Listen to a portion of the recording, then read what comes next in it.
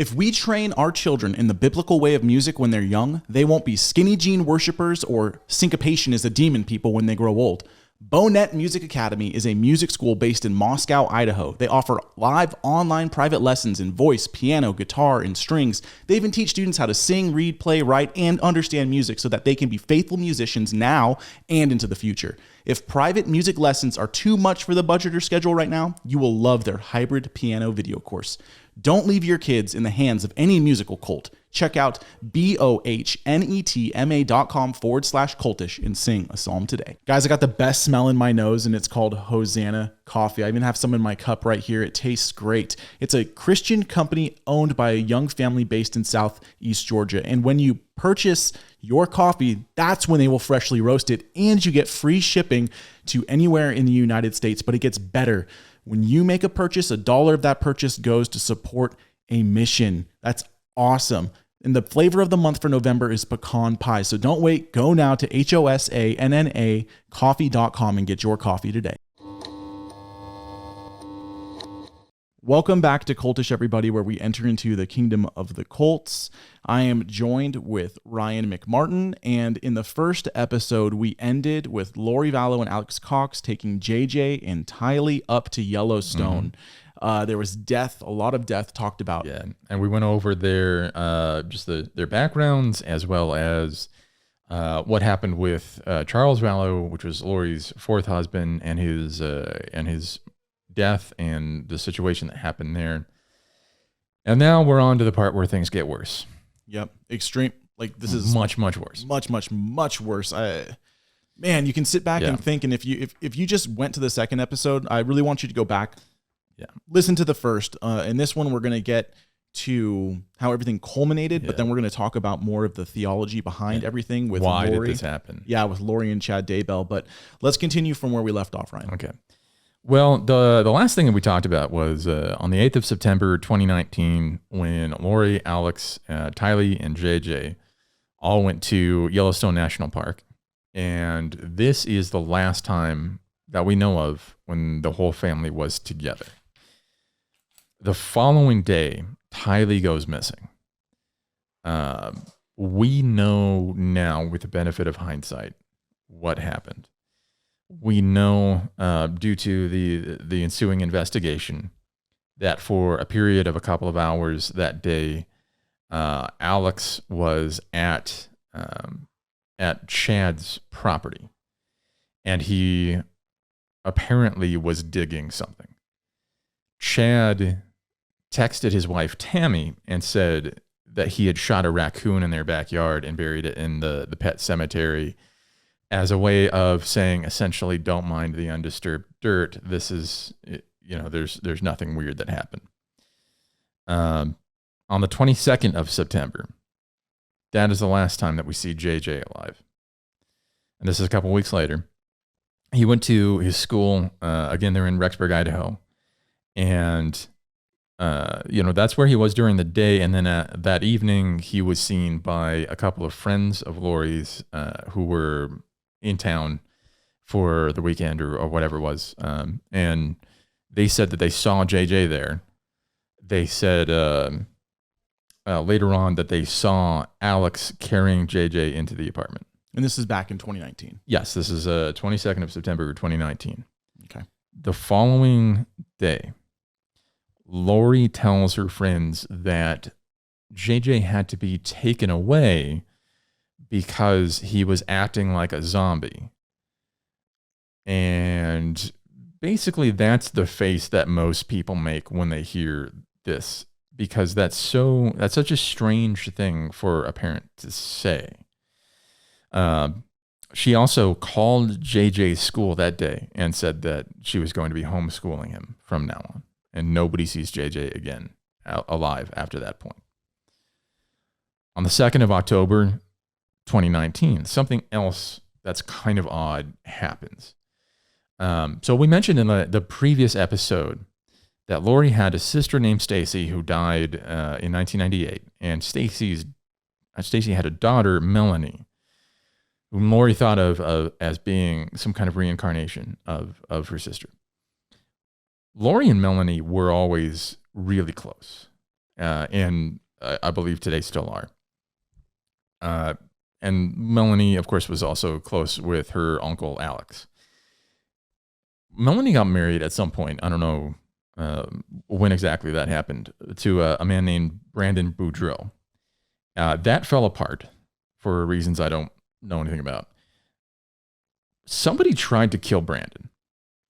He was driving along, he was standing outside, and somebody shot at him and shot like the window of his car. Right. Yep.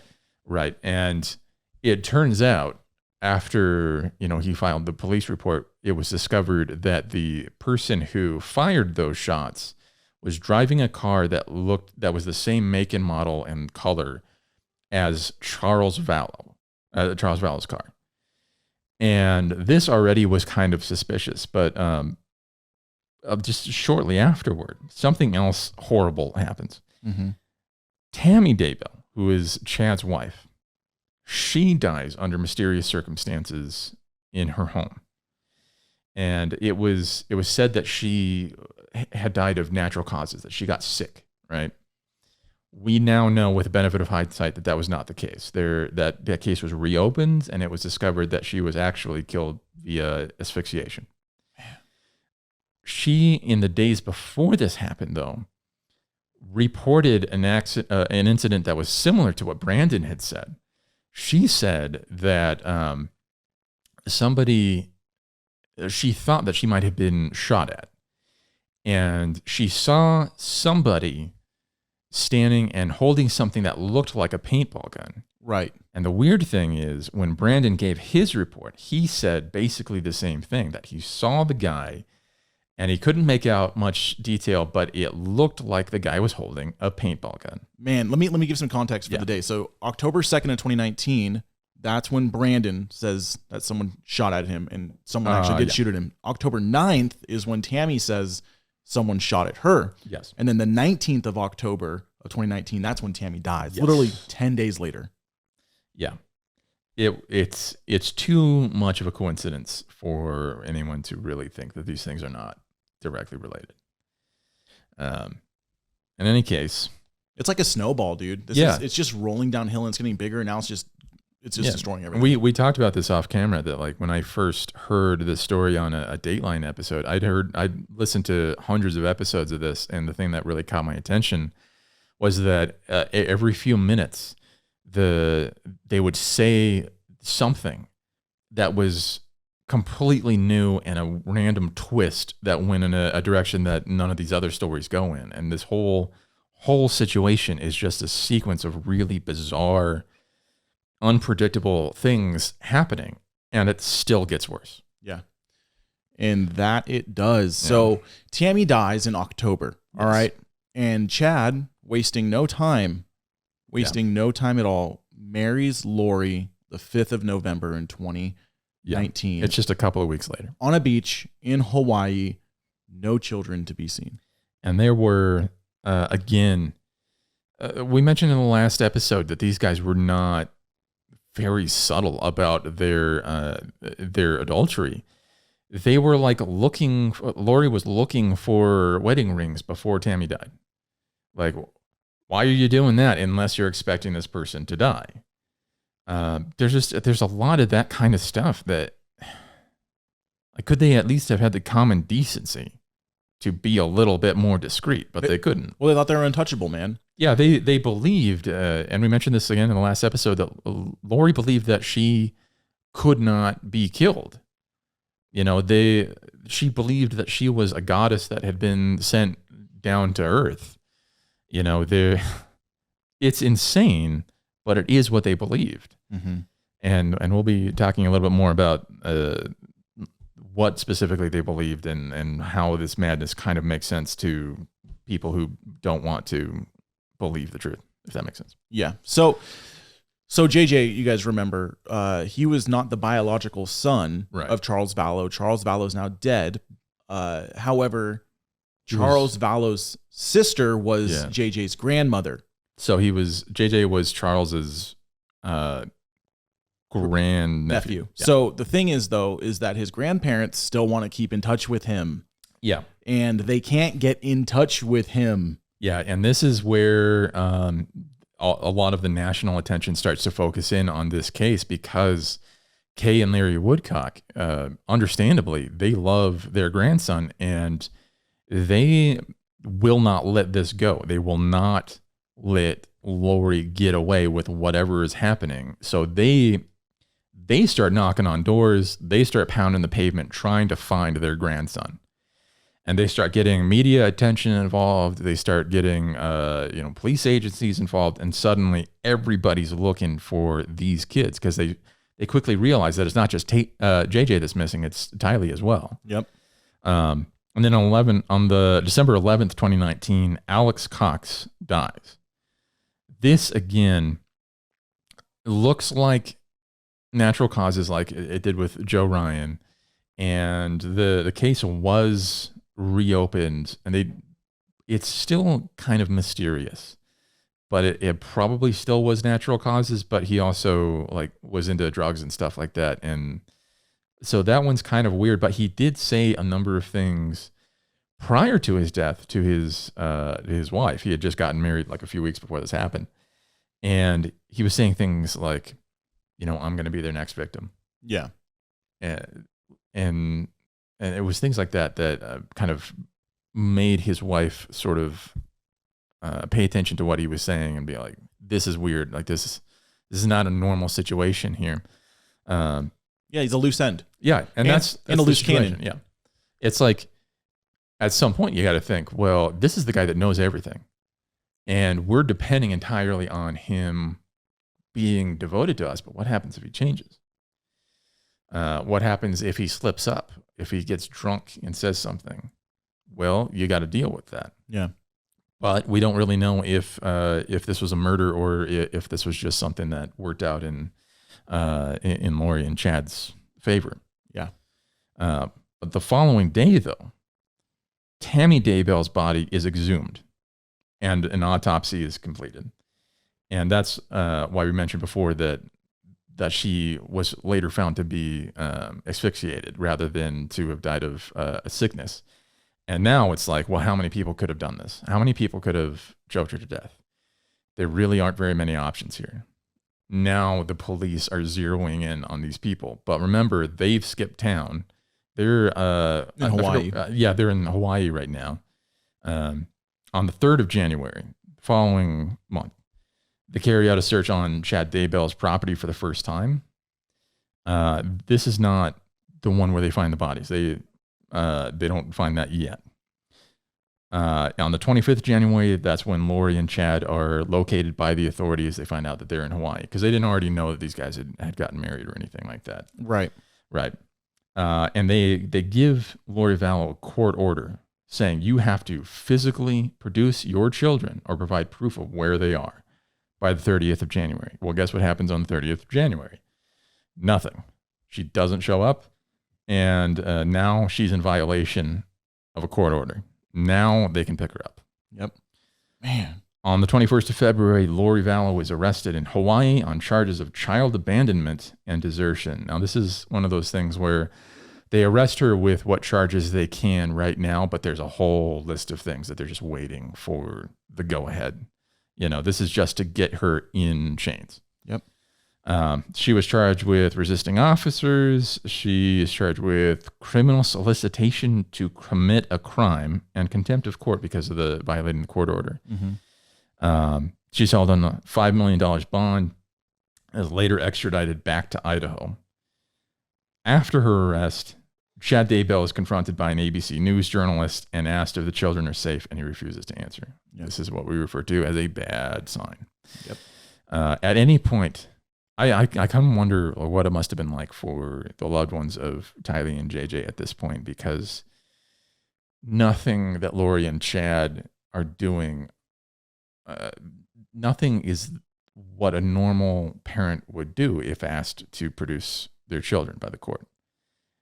Something had to have happened, but I don't know if anyone could have let their minds go to what the truth ends up being. I mean, at what point do you start saying, I think these kids are dead? Yeah, Oh my goodness. I could only imagine, man. Like your hope is to hold on. Yeah. But being those loved ones and then seeing all of a sudden they're looking on TV, they're seeing she's in Hawaii with the man. The children are nowhere to be seen. Why aren't the children at the wedding? Why aren't the children at the wedding? Where are the children? Then we have Colby going like, where's my little brother and where's my little sister? Right. What happened here? They had a whole life ahead of them. It's just sad. Yeah. It's literally a horror story. And it's this slow realization. Yeah. You go from thinking maybe this is a custody thing and they're just hiding away somewhere to just what eventually ends up being the case. Yeah. And I mean, think about even Chad Daybell's children. Their mom's dead. Yeah.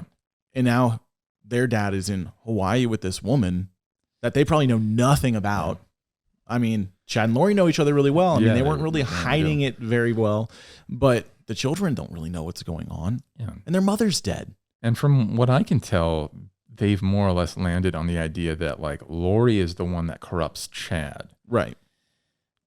I personally think in retrospect that there's it's dual. It's both of them. Both of them are just making the other one crazier. Yeah. Absolutely. Yeah. Yep. I mean, it's the heart, the human heart. They're both filling in that part of the human heart that is just, oh man, living in a disillusioned, false reality. Yeah. And they're playing into that. Yeah. To one another. And that's just extremely And the only sad. people that they trust with, like they are trusting each other with the degree of trust that we should apply to Scripture. You know, they're saying this other person has the ultimate truth and everything that they say is true. And I'm going to be completely devoted to them.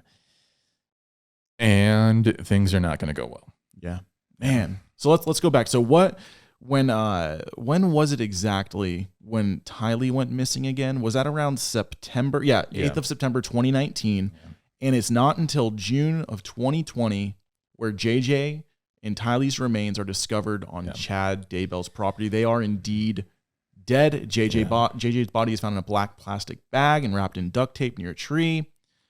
Ugh. And Tylee's remains are found a short distance away, buried in the pet cemetery. Her body was dismembered and burned in a fire pit. Okay? Yeah. So you guys can look up if you want all of the rest of the information. There's a lot of that kind of stuff that's like, I've heard some of it. And you don't need to hear it, but I mean, if you want to, it's out there. Yeah. I mean, it's just April, May, June, July. So it was about 2 months ago when Vallow was found guilty of first-degree murder. That was May of 2023. They did it. They killed him. They killed their own children. And now we're going to get into some of the theology behind this. You can look up all of the court stuff if you're interested in all of that information. We're not going to get into that here. Yeah. We're going to get into just some so of that you theology. Understand what happened. And now the part of the thing that makes the story so intriguing to most people, like why is it that this is getting so much media attention? Obviously, you have things like the children in peril, the period where they were missing and we didn't know that they had died. That automatically is going to garner a lot of attention. But there's also this element of what in the world is this? Why did these people do that? I mean, I think about my own nieces and nephews. I think about your kids, sort of my surrogate family at this point.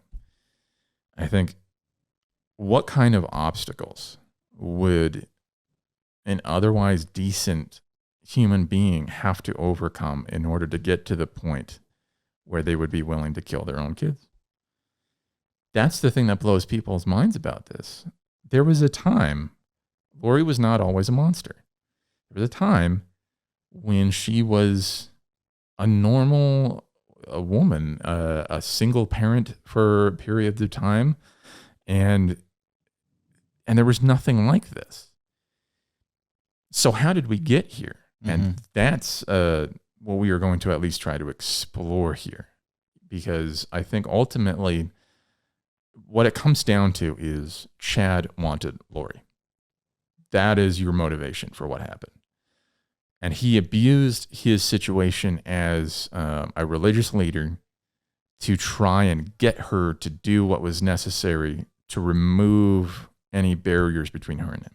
Yeah, and I mean, he removed barriers between him and her as well. Yeah.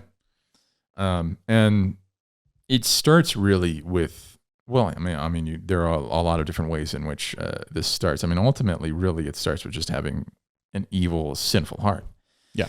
But when you remove an objective standard by which your doctrines and your actions are to be based, by which those things are to be judged, then you can replace that standard with pretty much anything else that fits you. Yeah. Anything else you want. And if you're we talked in the last episode about the distinction between fundamentalism and liberalism in religion. And if you want to go to some kind of liberalism, okay, now you're the standard. All right. But you are presupposing that you are a good standard by which to judge things. Mm-hmm. I know that's not the case with me. I know what's going on in my heart and the things that I know should not be there. But some people, for some reason, they think that they're a good judge of these kinds of things. They think that they, as long as they can justify it in their hearts, it's fine. What's up, everybody? It's the Super Sleuth here, letting you know that you can go to shopcultish.com and get all of our exclusive Cultish merch. There's the Bad Theology Hurts People shirt. Jerry wears it all the time. I wear it all the time. Sometimes we wear it at the same time without even trying to have that happen on the show. And we're just like, whoa, you're wearing the shirt? I'm wearing the shirt. You could wear the shirt too. Go to shopcultish.com today and get your exclusive Cultish merch. Talk to you later, guys. Yeah, I mean, and if we're thinking about one of the fundamental presuppositions to accepting Mormonism in general, it's you pray about it and you feel a burning in the bosom. And if you get that confirmation from the Holy Ghost, then it's true. Yeah. Then the Book of Mormon's true, and then you can believe everything else after that. I mean, the whole religion is, the tangent point is your feelings. Yeah. I mean, that's the fundamental reality of the starting point, at least for Lori Vallow in terms of their standard. Like you said, it's not that scripture and God's word is the standard to check your emotions by, but really she's taking what she's taught to the logical conclusion. Yeah, or at least a logical conclusion. If you start with the presupposition that you are the arbiter of truth, that your feelings will guide you, then the reality is that's just not true. Like, you're not the arbiter of truth, and your feelings are deceptive. So they're naturally going to lead you into lies. They're going to lead you whatever lies that you're willing to accept. Mm-hmm. We mentioned in the last episode that the doctrines of Chad Daybell and Lori Vallow were not consistent with Mormonism. Like, this is not that they're not representative of Mormonism, but rather that Mormonism sort of as a culture and as a set of doctrines forms a framework that kind of makes this happen the way that it did. I don't know how best to describe that. Well, here's an example. Yeah. I mean, even in Under the Banner of Heaven, with the brothers that went and killed their niece and sister-in-law, they also were hearing from God. Yeah. And they would have done the same thing because they wanted, I mean, the brother that you're talking about hated the sister-in-law and he wanted to kill her, but because of their own unique belief system, that forced things to happen in a certain way. Mm-hmm. Right. Exactly. So we just have a perfect storm, really. So we're not saying that these people were mainstream LDS people. We're saying this is a cult of a cult. And when it's a cult of a cult, things get even weirder. Yeah, things get crazy. And there's terms, right? And there's terms of things that they specifically believe. Let's first describe what does she mean when she says that she has this priesthood authority, or that she speaks with Moroni.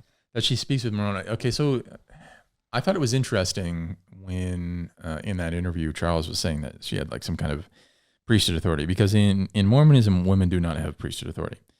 But you can have a priest give you a blessing or something like that. And this is, honestly, it's something that a lot of women in Mormonism will go to as a way of trying to get around the sexism here. They're like, oh, we experience benefits of having priesthood holders in our lives, and so it's not bad. Well, except what the Bible tells us, what God says in His Word, is that there's a priesthood that is now given to all believers, men, women, and children, right?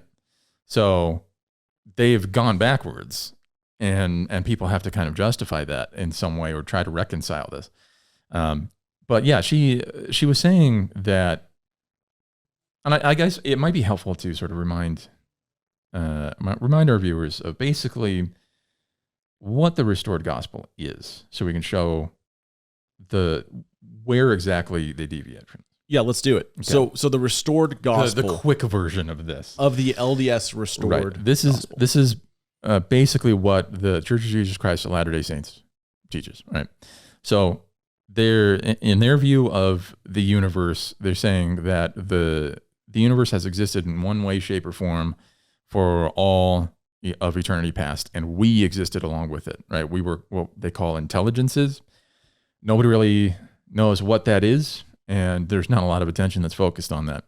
But at some point, we are conceived by our Heavenly Father and Heavenly Mother. And we are born as souls or spirits. At this point, we start to have, volition and will and desires and some sort of intellect, and we're able to make decisions, right? We are the same fundamental type of being as God is, according to Mormonism. And the goal is for us to progress from intelligences to spirit children to our mortal selves on to godhood ourselves. By being obedient to gospel ordinances and principles, and receiving a body of flesh and bone, so you can procreate in. Yeah, so you can follow in His footsteps. But the thing is, this isn't like different stages of a race. You start at the first part and then you go to the end part. This is more of a metamorphosis kind of situation. It's going from tadpoles to frogs. God's an embryo. Yeah, exactly.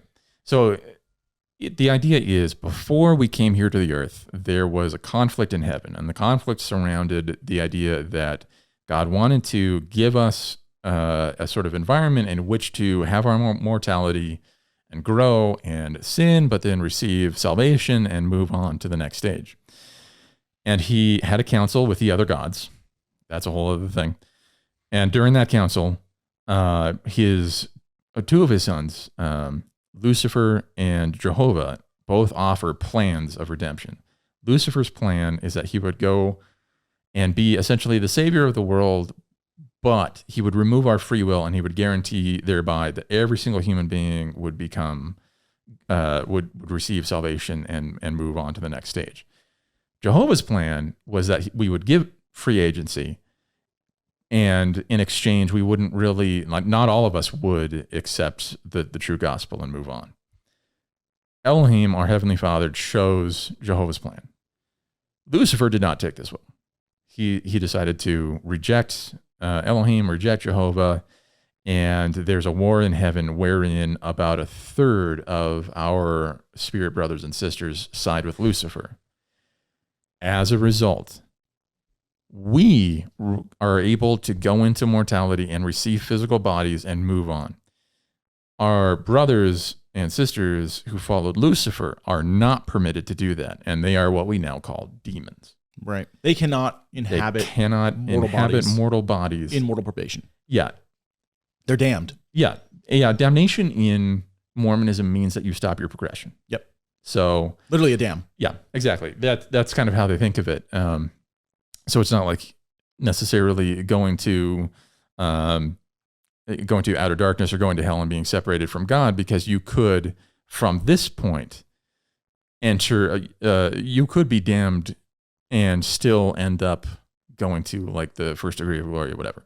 But the key is, Mormonism has a similar doctrine of what's it called, exorcism and demon possession to what we do. Basically, that you have to invite the demon in, essentially, or be like neck deep in occult pagan practices in order to become possessed. And that once you are possessed, it's actually possible to have an exorcism done. Chad and Lori had a different view of this. Their view was there was what they called a light meter. And the idea was that you would enter into your mortality with a certain amount of light. And Chad, because that veil was open between him and the other world, could see how much light you had. If you, through various behaviors, had a low enough light level, you could get to the point where you actually die and your body is inhabited by a demon. At that point, you cannot have an exorcism because there's no you left. So the only way to get rid of the demon is to kill the body. That is what Lori is talking about when she talks about zombies, because effectively the people who are labeled as zombies are already dead. This is 100% out of Mormon orthodoxy. Your Mormon neighbor does not believe this. This is completely foreign to them, and they would say, just as we would, boy, that's weird, because it is to them. The next thing that happens after we enter into mortality is we go through our normal lives, right? And we either receive the restored gospel or we don't. After this, there's a period where we go into either spirit prison or paradise. If you're in spirit prison, there's still hope for you because people can be baptized for you. Baptism in Mormonism is salvific. There's missionaries who go to Yes. the spirit prison and preach the restored gospel so that you can accept it. And that's why they do baptisms for the dead and laying of hands in proxy, because you can't baptize or lay on hands on a spirit. Exactly. And so even then, when you get to paradise, you still continue to work because you have to progress to godhood. After some unknown period of time, there will be a judgment, and after that judgment, there will be you go to one of four places. There's not spirit prison, outer darkness, which is for people who either never received mortality in the first place, that demons, or people who reject the gospel once they have already received it. So former Mormons. Apostates. Yeah, exactly. And everyone else falls into either the terrestrial kingdom, where they can be visited by the Holy Spirit, or the telestial kingdom, where they're out in presumably outer space or something like that. I've heard that they're like angels at this point, and you can be visited by Jesus, or you go to the celestial kingdom. And if you're at the highest level of the celestial kingdom, then you can become a god and propagate the species and repeat this whole process again. Key is, like I said, it's metamorphosis, not just moving to different parts of a linear path. The reason that's important is because in Mormonism, once you leave this world, you do not come back. Your mortality is over. It's done. You go to the next stage of your development. It's like we can't go back to being 4 years old anymore because that stage is over. We're done with that. We have changed. Yeah. So the people, just to clarify, who are waiting in spirit prison or paradise are essentially waiting for the second coming of Christ eschatologically to be placed into the three different levels of heaven. And I know there's talk within three more levels inside the celestial kingdom in general. Mm-hmm. There's even disagreements on whether you can progress even to the celestial level if you've been damned prior. I mean, like Spencer W. Kimball definitely does not teach that you can progress to godhood if you didn't obey the covenants while you were on earth. But with regards to the conversation with Lori and Chad, we can understand that there's a prime prepped area for weirdness, guys. Yes. Like we're getting into some deep Mormon theology of what the restored gospel is. So in terms of Mormonism, this gospel was lost after the apostles. Yes. And this is what the apostle Paul believed. This is what John believed. This is what every prophet beforehand believed. It's actually it's something that comes up a lot in their view of redemptive history, is that God will reveal the total gospel to like Adam and Noah. There's no Amos 3:7. Right. Yeah. He reveals, he won't do anything unless he reveals it to his prophets.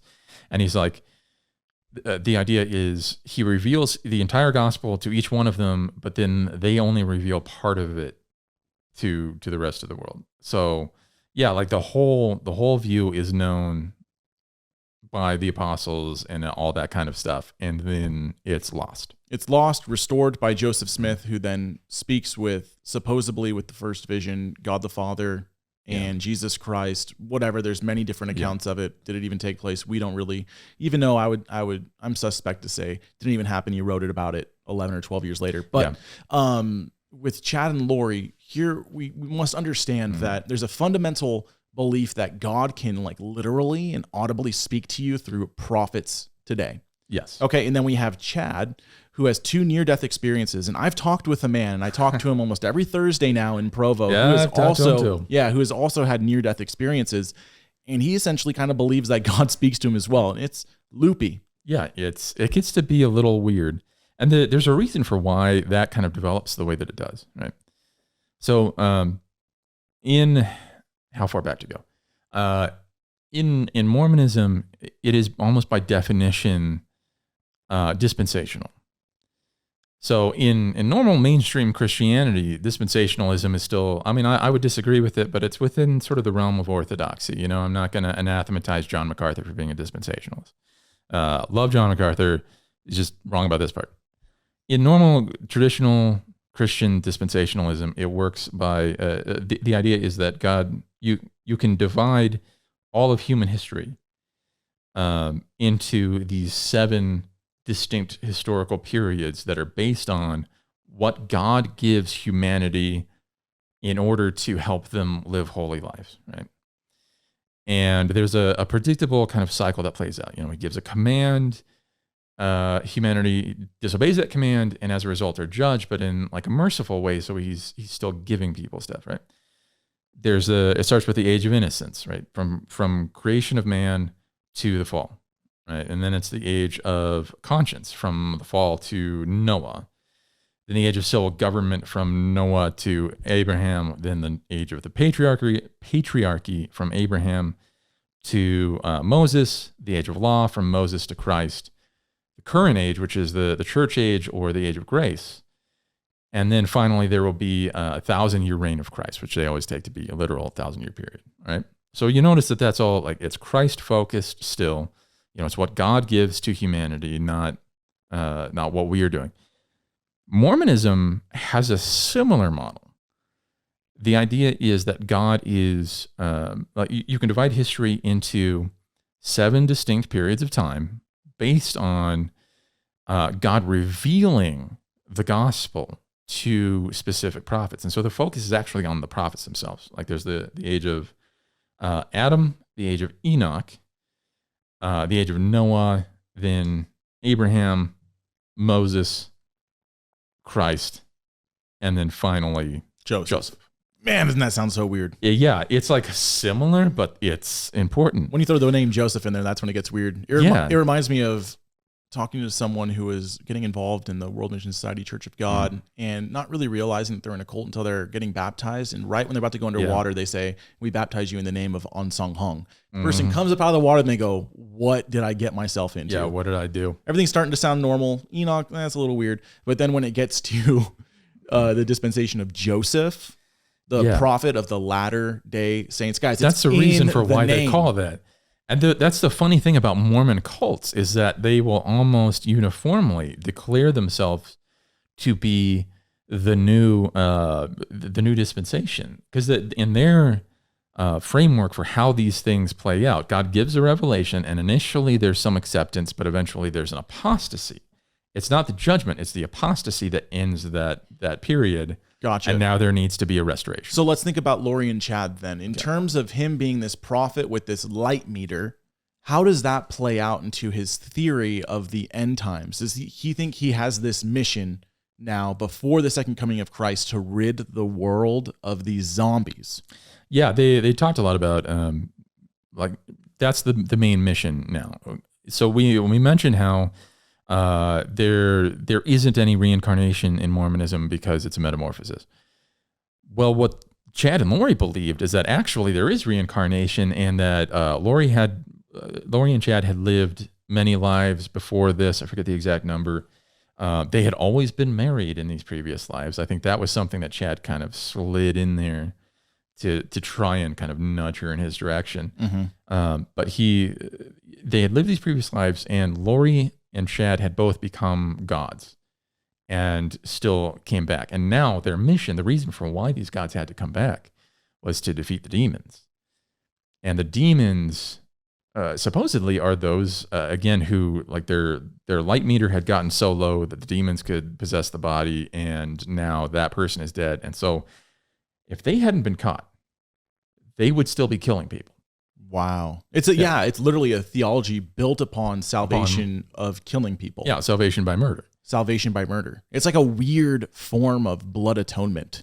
Yeah, it's like a more twisted demonic version. At least with blood atonement, you understand what the wrong theology is from the outset. The theology is that Christ's blood is not sufficient to cover certain sins, and so other people's blood has to be spilled. And let me clarify too, I said a weird form of blood atonement. Blood atonement's already weird because, again, guys, we're talking about a cult of a cult. So blood atonement was the excuse used by the brothers in Under Banner of Heaven for killing their sister-in-law and their niece because their blood needed to be spilled. Okay, even though the niece logically should not have had anything to do with this. Yeah, I mean, they're pretty much innocent according to LDS doctrine. But so I just want to clarify, when I say a weird form of blood atonement, blood atonement's it's already weird. So that just tells you how much weirder this version is. Imagine throwing reincarnation into that and zombies into that and demons.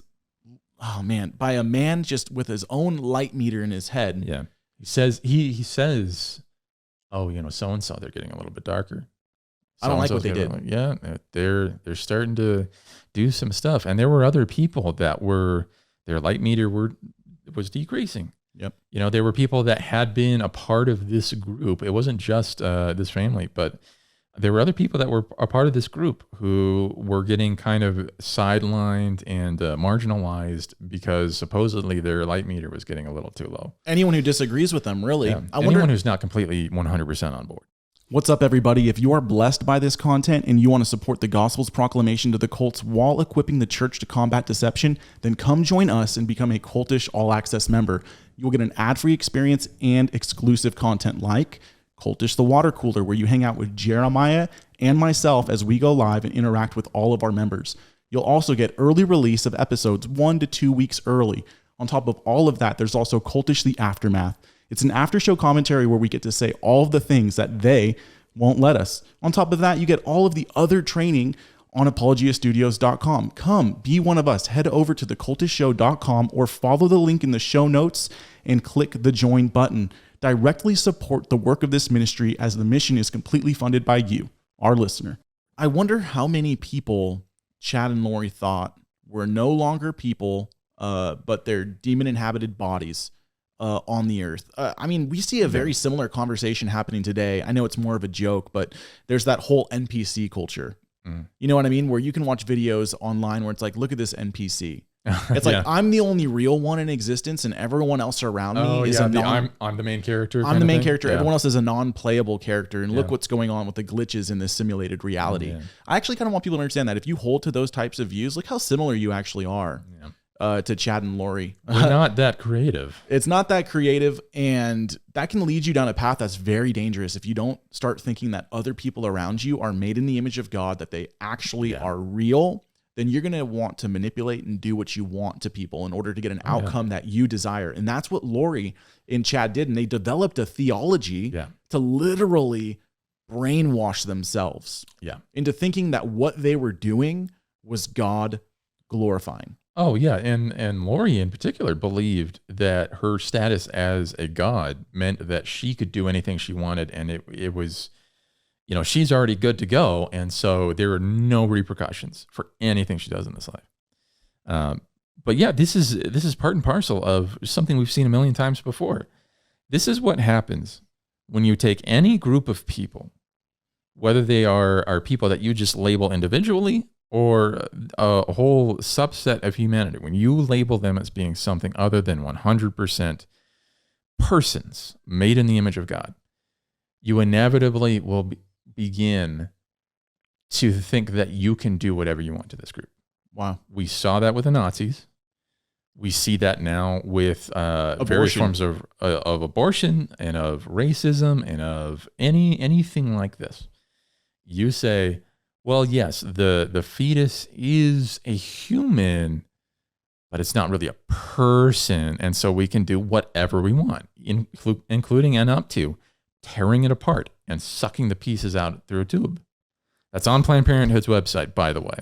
Oh my goodness. You know, this isn't something that should really shock us at this point because we see it all the time.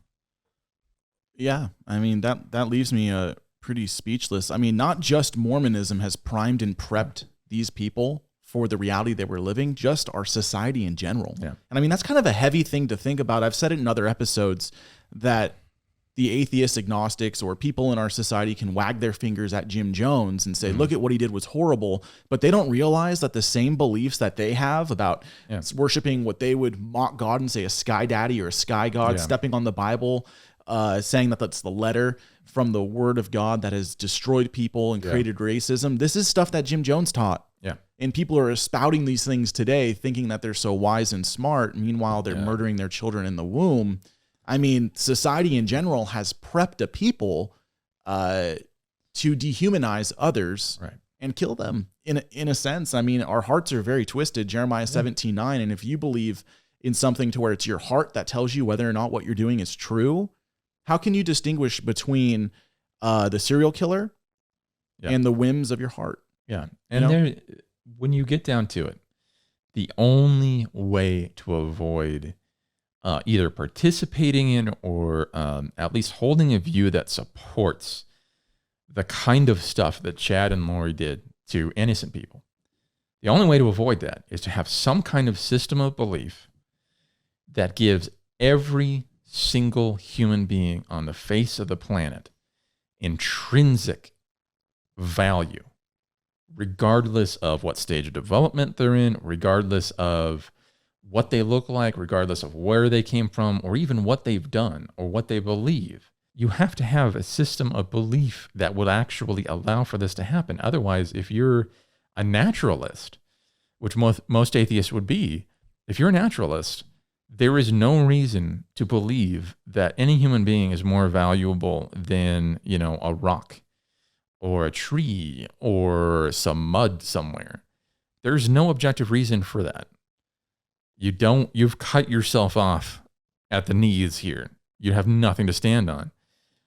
Christianity, the Bible, declares that every sinner, every white person, every black person, every male, every female, everybody across the board is of intrinsic value.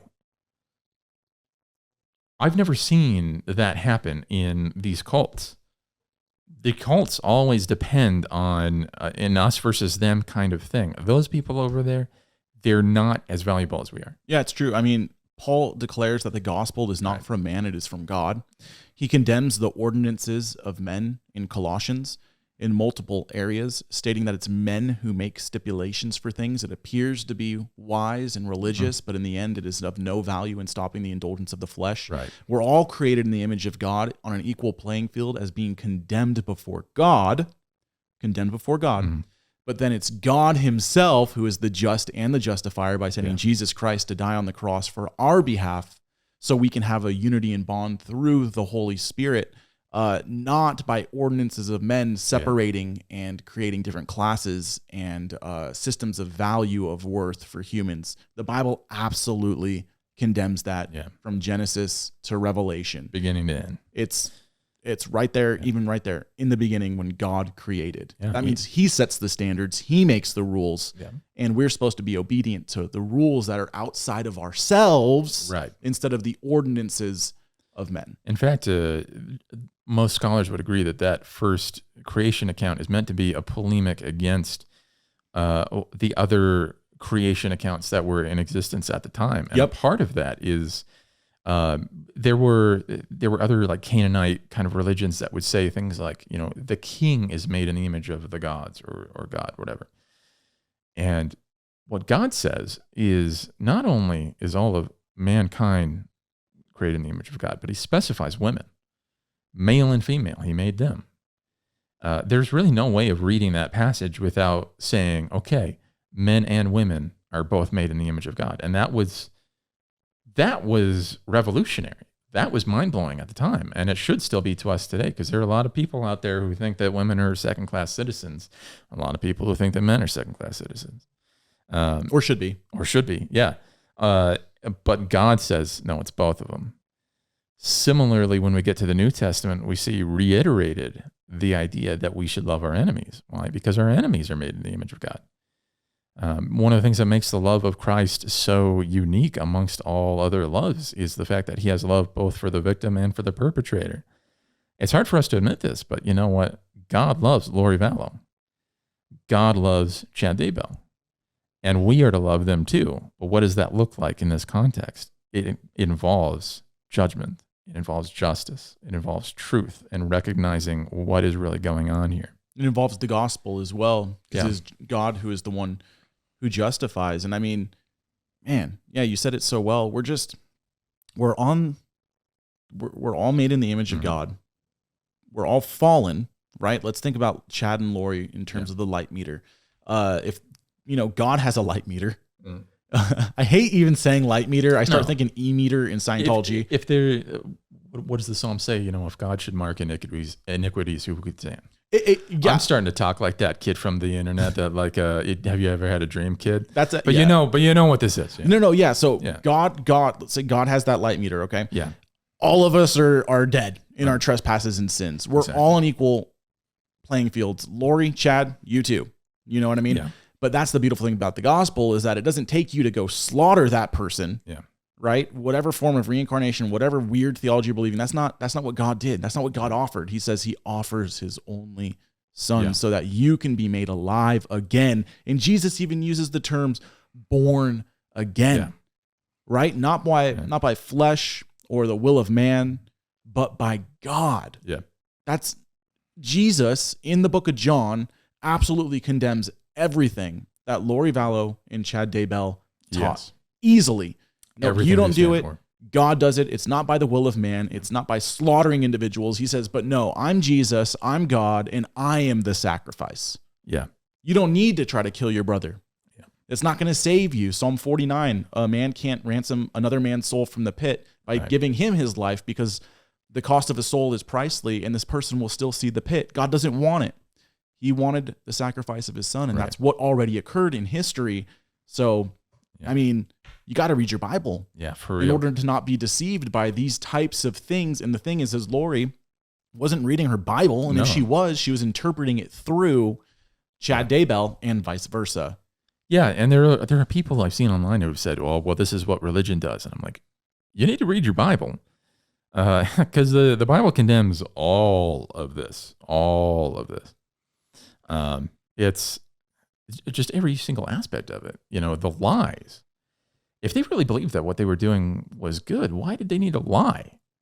Did Jesus go around lying? Did he tell his disciples, hey, go out and make disciples of all nations, baptizing them in the name of the Father and the Son and the Holy Spirit, and also lie a whole lot?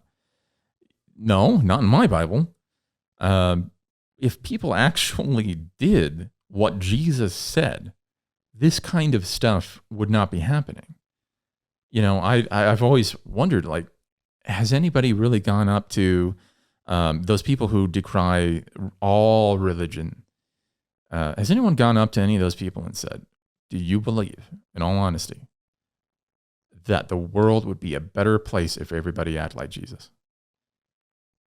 Because I think if they're being honest, they would have to say yes. The character of Jesus is beyond, even if you don't know that he's sinless.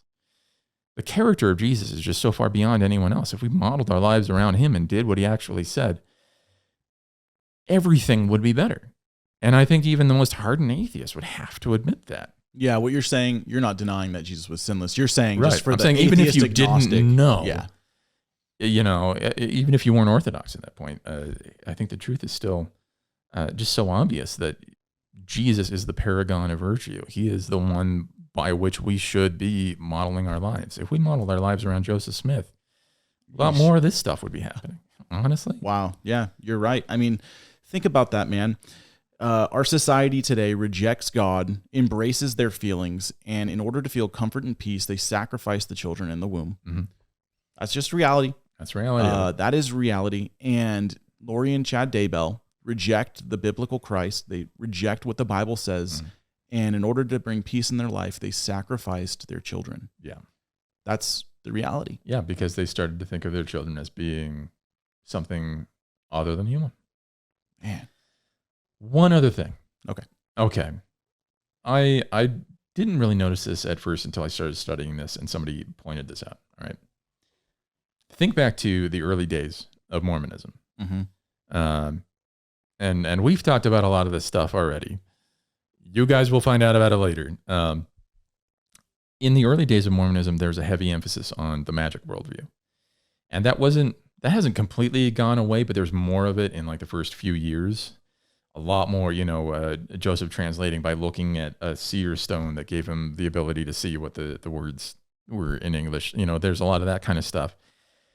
The problem is when you have that kind of stuff going on in your church and you're trying to be in control of the situation, that can be a bad thing, because if somebody else can get revelations, well, maybe those revelations will contradict your revelations. Right. And suddenly there's church splits and there's chaos.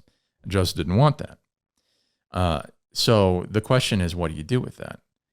And so for a while, he kind of distanced himself gradually from magic stuff, although obviously, he had a talisman on him when he died, so it wasn't a complete thing.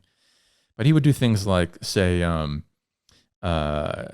he took the seer stone that he used to translate, and he just handed it off to somebody and said, I don't need this anymore. I can do this directly. And he would do this kind of stuff because he wanted to be in authority over the supernaturalism that did exist in the church. Right? Mm-hmm. So, for example, when he first met Brigham Young, they had this long conversation all afternoon, and then they went to a prayer meeting, and Brigham Young started speaking in tongues. Joseph responded to this by declaring to everybody in attendance that Brigham was speaking the Adamic language, the language that Adam and Eve were speaking. And in so doing, he is both legitimizing the speaking in tongues that Brigham Young was doing, giving authority over it, and also presiding over it and having authority and control over it. So he's interpreting in a sense. Right. And there has been, over the previous 50 or the next 50 years or so after the start of the church, there was an effort to kind of provide structure and more authority and more bureaucracy, kind of give people something to do, and also give them titles and authorities and that kind of stuff. And so all of that put together creates a religion that now has what you might call a prophetic hierarchy. Yeah. Right. So the prophet, who for some reason is always referred to as the president these days. If you had a prophet, wouldn't you call him that? I don't know. Yeah. He can prophesy and give new revelation over the entire church and indeed over the whole world, presumably. The apostles, they would have the authority to give a revelation and prophesy over the entire church, except for the prophet. Same with the authorities, the general authorities, the quorums of the 70. They could prophesy over everybody under them, but not the apostles and the prophets. And this goes all the way down to the family unit, right? So if your family was Mormon, you would have authority, priesthood authority over your wife and your children, right? So what happens if somebody who doesn't really have a significant title, somebody who's not in the first presidency, believes or wants to claim that he's received a revelation that applies to the whole church? You can't just show up in fast and testimony meeting Sunday and say, oh, God has shown me how the end times is going to work for everyone, and you need to do this, that, and the other thing. It's going to be like those old cartoons where they get the cane and just kind of nudge you off the screen there. Right. And that people have tried that, and that's what happens. You can't, if you want to have new revelation that applies to the whole church rather than just the people who are underneath you in the authority structure, you have to go outside of that authority structure. Or you got to get to the top of the pyramid. Or you get to the top of the pyramid, but there's a whole like monarchy kind of situation. There's families, and if you're not a part of this family, you're not getting, if you're just some random schmuck going on your mission, yeah, don't count on being the next prophet. Yeah. Thing is though, like if you're a bishop and you have some vision that you think is from God that is for the future of your specific congregation, some theme that you want to focus on, you can totally do that. Or if you as a father have something that you think God has put on your heart to tell your son, you can do that. What you wouldn't be able to do is to say, well, I've got this vision that is for the whole church and for the whole world, and be able to do that. So you have to go outside of that authority structure, and you have to find some environment where people are going to listen to you. We've seen this because sometimes people who have these kinds of experiences will just go to the streets, or they'll find evangelists who are just hanging out on the street corner, passing out tracts and say, hey, I've had this vision. That'll happen. What Chad did is an interesting one. He was publishing these books, and so he found this amongst the people who were reading his books and listening to his podcast. Normally, though, the thing that happens most often in these Mormon cults is that it'll just be a single family unit or a couple of families. I mean, there's exceptions like the FLDS or the Kingstons or the Bulbarans, although that's started out as a single family. But usually Mormon cults are really small. It's like a dozen people.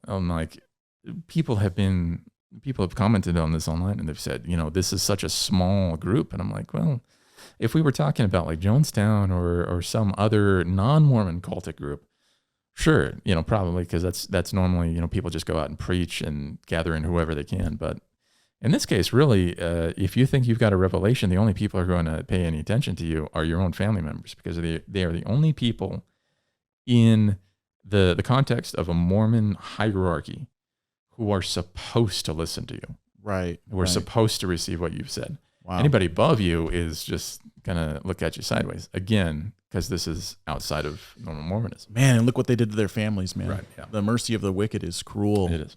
Wow. That's an interesting concept to think about in terms of how the hierarchy unit developed. I mean, even within Mormonism in the early days, was it Joseph Knight or Newell Knight? One of them was prophesying at like the first it's one of the nights general conferences. And it's interesting how Joseph and Brigham had to rein in the early Mormon charismania because it was there. I mean, they were doing things. They were trying to perform miracles. There were supposed to be healings. I mean, the early LDS organization was full of these things. Yeah, because it was the Second Great Awakening, and that's just what you did. Yeah, right. I mean, and then, so you talked about Mormonism and the Magic Worldview. If anyone wants to read more about it, you can look up Joseph. There's a book by that title. Yeah, Joseph Quinn's book, Mormonism and the Magic Worldview. He was actually excommunicated because of the book. Still, he declared himself LDS because in the history, he shows the actual, He's like, this is in our history. Yeah, I mean, it's not coming from anti-Mormon sources. It's inarguable and it's accurate. I definitely suggest that book to anyone who's interested. But what we can see with Lori and Chad Daybell is that not only was there LDS influence, but there was societal influence. I mean, the world at large tells you to follow your heart. Oh, yeah. And these are the fruits of a worldview. I mean, there's a way that seems right unto a man, but the ends thereof are the ways of death, either yourself or killing others. And Jesus is the only one who sacrificed himself. So we don't have to look to those means to try to satisfy God by any requirement and ordinance of man, because the gospel is from God. Right. It's a gift. Man, this has been a wild ride, Ryan. Thank you so much for being here. If you guys liked this episode, let us know. Leave a comment. This is, again, a sad story. Does not have a good ending. We pray and we know that justice will be done. God always makes right, and we can rest in that. So thank you guys for joining with us as we entered into the Kingdom of the Cults, and we'll talk to you next time.